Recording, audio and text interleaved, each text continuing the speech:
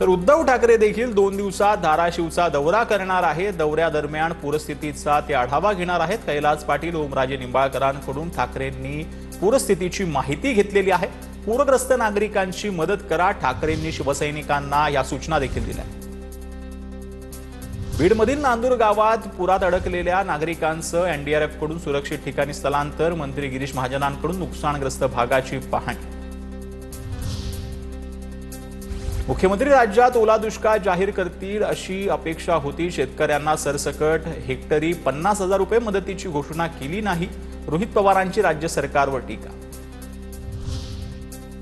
धाराशिवमध्ये पुराच्या पाण्यात अडकलेल्या नागरिकांच्या मदतीसाठी धावले खासदार ओमराजे निंबाळकर। परांडा तालुक्यातील वडनेर गावातून आजी आणि नातवाला सुखरूप बाहेर काढले। एनडीआरएफ जवानाच्या मदतीनं रेस्क्यू केल्याची फेसबुक पोस्टद्वारे माहिती।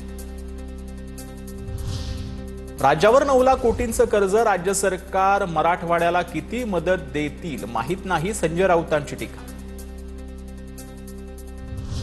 छत्रपती संभाजीनगरच्या पैठण तालुक्यातील अतिवृष्टीग्रस्त भागाची आमदार विलास भुमरेंकडून पाहणी। पैठण शहरासह ग्रामीण भागालाही पुराचा फटका, शेतीचं मोठं नुकसान। आमदार भुमरेंनी घेतला नुकसानीचा आढावा।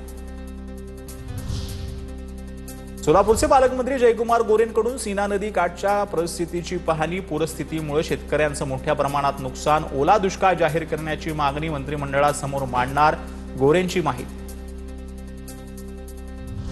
घाबरू नका, मनोबल हरू नका, स्वतःच्या जीवाची काळजी घ्या। पंकजा मुंडेंकडून सोशल मीडियावर व्हिडिओ शेअर। फडणवीसांसोबतच्या बैठकीनंतर पंकजा मुंडे बीडमध्ये नुकसानीची पाहणी करणार।